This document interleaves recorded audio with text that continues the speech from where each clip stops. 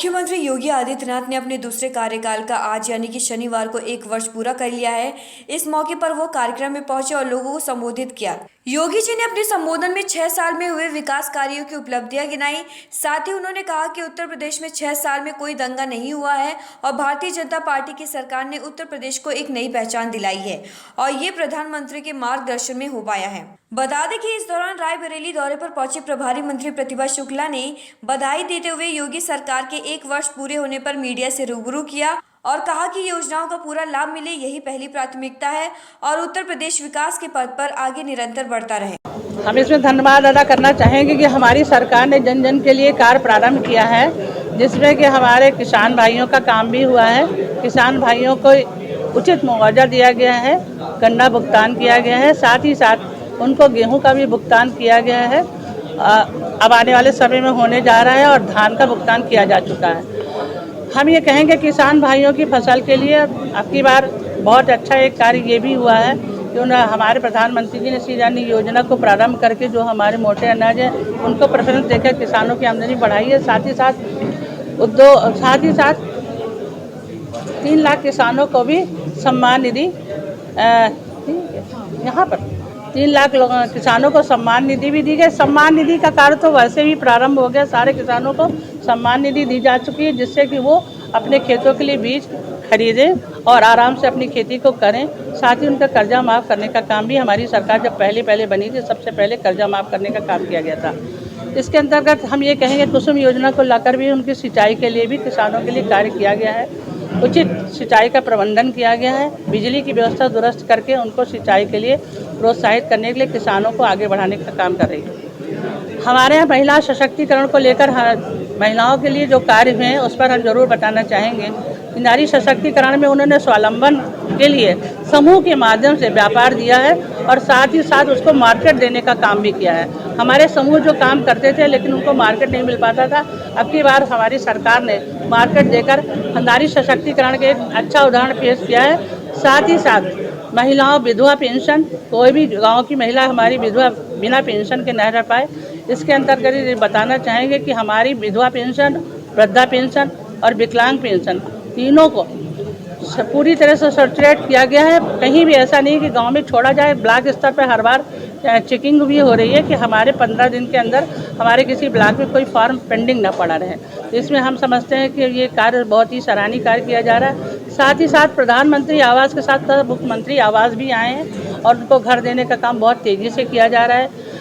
इसमें रायबरेली में भी हमारा काम बहुत तेज़ी से चल रहा है। साथ ही साथ ये भी कहना चाहेंगे कि हमारे यहाँ पहले जितने भी इस तरह के अब जो अपराध होते हैं उनको नियंत्रित करने का काम बहुत तेज़ी से किया जा रहा है। गुंडा माफिया राज समाप्त हो रहा है। साथ ही साथ अब महोत्सव का कार्य प्रारंभ हो गया है। अब हम इस उत्तर प्रदेश को एक महोत्सव के रूप में देखेंगे, जहाँ पर यदि हमारा अयोध्या का कॉरिडोर बन रहा है, अयोध्या का मंदिर बन रहा है तो काशी का कॉरिडोर बन रहा है। इसके अलावा हर विधानसभा वाइज पर्यटन को उद्योग को बढ़ावा देने के लिए पिछली बार भी 50-50 लाख हर विधानसभा वाइज हर मंदिर को व्यवस्थित करने के लिए दिया गया था और अब की बार भी जहां हमारे अच्छे पर्यटन हैं उनको उद्योग को बढ़ावा देने के लिए भी हमारी सरकार काम कर रही है। कौशल विकास योजना के अंतर्गत युवाओं को रोजगार देने का काम किया जा रहा है। जो कोरोना काल में हमारे छोटे व्यापारी थे उनको भी उन्होंने 10,000 रुपये का लोन देकर आगे बढ़ाने का काम किया है। उन्होंने उसको पूर्ण किया तो फिर 20,000। इस तरह से हमारे स्ट्रीट वेंडर लोगों को सहायता राशि देकर उनके व्यापार को आगे बढ़ाने के लिए कि जिससे अब काम किया जा रहा है। साथ ही साथ हर गांव में जो हमारा राशन वितरण प्रणाली के अंतर्गत 15 करोड़ लोगों को राशन पहुंचाया जा रहा है, जिसमें अब कोरोना काल में तो मृत्यु हुई दैवीय आपदा में, लेकिन कोई भुखमरी से कभी नहीं मरा। इसके लिए सरकार निरंतर प्रयास कर रही है और आंगनबाड़ी के माध्यम से बच्चों को कुपोषण समाप्त करने के लिए भी जो अनाज की बढ़िया व्यवस्था है। साथ ही साथ जो हमारा कुपोषित बच्चा है उसको 2 बार अनाज दिया जा रहा है, जिससे उसका कुपोषण समाप्त किया जाए। साथ ही साथ हमारे जिलाधिकारी वहाँ पर उनके और सीडीओ के मदद से हम समझते हैं कि CSR फंड को लेकर भी कुपोषण समाप्त करने के लिए एक सराहनीय कार्य किए जा रहे हैं। अभी हम लोग हर जगह गए जहाँ पर हमने ये देखा कि जितने हमारे कुपोषित बच्चे हैं उनको कुपोषण समाप्त करने के लिए हर लोगों ने अलग अलग तरह का प्रयत्न किया है। गौशाला का निर्माण किया जा रहा है गांव-गांव में, जिससे गौशाला में जब हमारे आवारा पशु जो घूम रहे हैं उनको संरक्षण दिया जा सके और गोबर से कंपोस्ट खाद बनाने के लिए भी प्रयास किया जा रहा है। गोबर से हमारे पेंट भी बन रहे हैं, जिससे कि हमारे लोगों गाँव को उचित संरक्षण देने का काम भी गवर्नमेंट कर रही है। गौशाला काफ़ी हद तक बन चुके हैं और इसमें ये भी ज़रूर कहना चाहेंगे कि ये दुधारू पशु जो हमारे कुपोषित बच्चे उनको देने का काम भी गवर्नमेंट के द्वारा हो रहा है और उनको 900 रुपये भी दिए जा रहे हैं, जिससे कि वो अपने बच्चों को दूध भी पिला सकें और उसके गौ का संरक्षण भी कर सकें। इससे गाय हमारी सड़कों में ना भी दिखें और सब हमारे लोग उनको अपने घर में आश्रय दे सकें। हमारे इस 1 साल के कार्यकाल में सबसे अच्छा सराहनीय कार्य अभी मुख्यमंत्री जी ने ये दिया है कि हमारे लोगों को निवेश जो हमारे यहाँ आए हैं 35 करोड़ के जो निवेश आए हैं, इससे व्यापार को बढ़ावा देने का काम भी हो रहा है और साथ ही साथ एक उचित शासन व्यवस्था है जिसके अंतर्गत उद्योग लग भी रहे हैं। तो हर जनपद स्तर पर उद्योग लगाने का काम किया जा रहा है। यहाँ भी उद्योग बंधुओं की बैठक हुई थी, तो उन लोगों ने भी काफ़ी एक पूरा प्लान करके बात हुई थी, जिससे उन्होंने कहा हम लोग अति शीघ्र ही इस कार्य को पूर्ण करेंगे। शायद बिजली की व्यवस्था के साथ दिक्कत की बात थी, तो हमने तुरंत ही कहा था कि आप इसको दुरुस्त करा दें जिससे हमारे नए उद्योग यहाँ लग सकें, जब हमारी आर्थिक व्यवस्था सुदृढ़ होगी। इसमें मुख्यमंत्री जी आर्थिक व्यवस्था को सुदृढ़ करने के लिए नए उद्योगों को बढ़ावा दे रहे हैं, छोटे उद्योगों को भी बढ़ावा दे रहे हैं। इसमें महिलाओं के लिए भी, किसानों के लिए भी कौशल विकास योजना के अंतर्गत किसानों को भी अपने काम के लिए आगे बढ़ाने के लिए ट्रेनिंग दी जा रही है। साथ ही साथ कौशल विकास के अंतर्गत अब हमारी पढ़ाई में भी इसको व्यावसायिक शिक्षा के साथ जोड़ा गया है। निपुण भारत बनाने के लिए जो नई शिक्षा नीति है, इसके अंतर्गत हमारे कोर्स की पढ़ाई के साथ साथ व्यावसायिक शिक्षा को जोड़कर किशोरों को आर्थिक रूप से अपने पैरों खड़ा करने के लिए सरकार पूर्णतः कार्य कर रही है। और हम समझते हैं कि रोजगार देने में भी उन्होंने 5 लाख लोगों को रोजगार भी, सरकारी नौकरियां भी दी हैं। साथ ही साथ हमारे जो छोटे व्यापारी हैं और छोटे जो उद्योग हैं, उसमें बैंक के द्वारा लोन देकर उनको बढ़ावा देने का काम गवर्नमेंट कर रही है। अब इसमें बैंक उन्हीं लोगों को है जिनमें उनके कागज़ और उनकी फाइलिंग पूरी है, उन ऐसे लोगों को लोन मिल रहा है जिससे वो अपने काम पे और व्यापार को आगे बढ़ा सकें। हम पूर्णतः कह सकते हैं कि हर मुद्दे पर सरकार ने काम किया है, चाहे हमारे घर की बात हो, चाहे बिजली की व्यवस्था की बात हो, चाहे नल से जल की बात हो। हर गांव में यहाँ पर भी हमारे यहाँ नल से जल योजना के अंतर्गत 50 गांव को ले लिया गया है, जिसमें काम पूरी तरह से चल रहा है। नल से जल की योजना के अंतर्गत पूरी तरह से हम ये कहेंगे कि इससे हमारे गांव में बहुत पानी की टंकी भी बन रही है, गाँव को भी व्यवस्थित किया जा रहा है। हम लोगों ने जाकर उसको चेक भी किया है, बहुत जगह ये कार्य रूप में आ भी गया और काफ़ी ये काम हमारा बहुत तेज़ी से आने वाले समय में अति शीघ्र पूर्ण भी किया जाएगा। बिजली के लिए उन्होंने बिजली का कनेक्शन भी हर घर में दिया है। उज्ज्वला गैस योजना के अंतर्गत हमारे गैस सिलेंडर मिले हैं। सबसे अच्छी बात ये रही, महिलाओं को बहुत अच्छा लगा कि उनके नाम से उनको आवास देने का काम गवर्नमेंट कर रही है। आने वाले समय में ये प्रतिज्ञा है कि कोई भी बिना छत के नहीं रहेगा, सबको आवास दिया जाएगा। सबसे अच्छी बात ये रही, आयुष्मान कार्ड भी हमारे बहुत तेज़ी से बने हैं और आरोग्य मेले का आयोजन भी किया गया है, जिसके अंतर्गत जो व्यक्ति कहीं जा नहीं पा रहे डॉक्टर के पास, वहाँ पर अपना इलाज करा सकते हैं। इसके अलावा भी सबसे अच्छी बात, मुख्यमंत्री राहत कोष से भी चल जाना है, तो उसकी रायबरेली में क्या स्थिति है?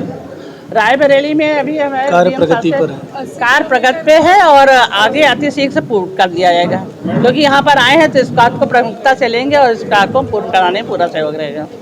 मैडम, शिवपाल यादव ने कहा है कि सरकार का जो भी कार्यक्रम ये सब झूठ का पुलिंदा है। सरकार ने कोई काम नहीं किया, जनता सब देख रही है। झूठा बोल, कहाँ झूठ का पुलिंदा कहाँ है?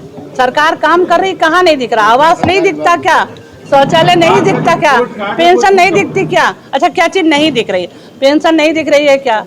अच्छा आप बताओ, कौशल विकास योजना कर महिलाएं ये रोजगार के समूह के साथ अपना काम कर रही तो नहीं दिखाई दे रहा क्या? राशन वितरण नहीं हो रहा क्या? कुपोषण समाप्त करने के लिए हर बार कार्य हम लोग कर रहे हैं, रूट स्तर पे जा रहे हैं, ये काम तो हो रहा है ना। विधवा पेंशन मिल ही रही है। महिलाओं को पूर्णतया से रोजगार के साथ जोड़ना एक बहुत बड़ी उपलब्धि है। आत्मनिर्भरता की तरफ कुपोषण को समाप्त किया जा रहा है और छोटे उद्योगों को भी बढ़ावा है और हमारे छोटे व्यापारियों को भी बढ़ावा है। मान लीजिए किसी की पान की दुकान है, उसने लगा रखी है, सब्जी की दुकान लगा रखी है, उसके पास पैसे घट जा रहे हैं। देखिए, हर व्यक्ति का अपना वक्तव्य है, हम किसी वक्तव्य नहीं कर सकते हैं, लेकिन जो देखना चाहेगा उसी को दिखाई देगा। राम मंदिर बन रहा है कि नहीं बन रहा? हर पर्यटन विभाग को बढ़ावा दिया जा रहा है कि नहीं दिया जा रहा? हर जगह पार्क सुंदर बन रहे हैं कि नहीं बन रहे हैं? बिजली कनेक्शन हो रहा है, पानी की टंकी बन रही है, दिखाई तो दे रहा है, फिर उन्हें नहीं दिखाई दे रहा तो मैं क्या करूँ? अच्छा, बाल संरक्षण आयोग ने पत्र लिखा है कि जो प्ले ग्रुप के स्कूल हैं उसको लेकर एक गाइडलाइन बनाई जाए और उसको लेकर क्या नहीं, इसमें मुख्यमंत्री जी का देखिए सराहनीय गाइडलाइन जो बनाई जाए वो तो बनाई जा रही है। साथ ही साथ बहुत अच्छा काम इसमें ये किया गया कि हमारे आंगनबाड़ी केंद्र को प्री नर्सरी स्कूल में चलाने के लिए अब हर गांव में ये व्यवस्था भी की गई, एक बुकलेट भी दी जा रही है कि आप इस माध्यम से पढ़ाइए, बच्चों को शुरू के संस्कार भी दीजिए और पढ़ाई भी कराइए। ये प्राइवेट जो प्ले ग्रुप चल रहे हैं उसके लिए क्या गाइडलाइन? अब देखिए प्राइवेट वाले तो अपना बना ही रहे हैं, उसके लिए तो हम नहीं कहेंगे, लेकिन प्राइवेट में बच्चा कम पढ़ पा रहा है, लेकिन हमारा जो गांव का बच्चा है वो कहीं नहीं जा पाता, इधर उधर घूमता है। तो प्राइमरी स्कूल से पहले उसको प्री नर्सरी स्कूल के रूप में आंगनबाड़ी हमारी बहन पढ़ाएगी। इस पर हम लोग बहुत जोर दे रहे हैं, उस पर काम बहुत तेजी से चल रहा है। आप ये देखेंगे कि जो गाँव का बच्चा है, गाइडलाइन बनाने पर मैडम विभाग की क्या योजना? मेरा सवाल ये है कि विभाग गाइडलाइन इनको कैसे रेगुलेट करेगा, जो प्राइवेट जो प्री स्कूल है, जो प्री स्कूल है? देखिए उसके लिए गाइडलाइन बन जाएगी। नई शिक्षा नीति जो आई है इसके अंतर्गत इसकी गाइडलाइन भी बनाई जाएगी, अति शीघ्र बनेगी। हम इस पर जरूर कहेंगे। और दूसरा ये कि अभी जो गाइडलाइन ऑलरेडी बन चुकी है हमारे यहाँ, तो जो हमारे जो छोटे बच्चे हैं उनके लिए तो बनाई जा चुकी है कि आप इस स्तर से बच्चों को पढ़ाएं, संस्कारित करें, पढ़ाई भी करें, कोर्स भी कराएं और खेल खेल में पढ़ाएं। ये सारी चीज़ें तो बन चुकी है नई शिक्षा नीति के अंतर्गत। मैं जो जिले अपने जिले में प्रभारी हैं आपके विभाग में जो प्री प्राइमरी की बात कर रही हैं, तो जो बहुत सी बिल्डिंग बनने आई हैं जो आंगनबाड़ी केंद्र है, उसमें जो कार्यदायी संख्या जिनको दिया गया आवंटित को बड़ा ढीला हवाला कर रहे हैं। अब तक बन जाना चाहिए था, कई हैं। अभी तो थोड़े दिन पहले पैसा आया है, पहले 8 लाख में बन नहीं पा रहा था, 12 लाख हो गया है। तो उसमें अब बनाने के काम अति शीघ्र पूर्ण किया जाएगा। किसको आपने दिया है? इस बार आरईडी को दिया है, जो पुराने काम है उनको अनुश्रवण करके जल्दी पूरा कराने हैं। आपके बगल में ओवरब्रिज बना हुआ है, ये आप इसको अगर चाहे तो देख सकती हैं क्या स्थिति है इसकी। बगल में ज़्यादा दूर नहीं जाना, 24 घंटे में बहुत खराब स्थिति है, एक्सीडेंट होते हैं। जिस दिन बना था उसी दिन रात में बारिश हो गई। इसमें संबंधित NH से मैम बनवाने के लिए बोला गया है, करवाया गया है। आपकी बहुत महत्वाकांक्षी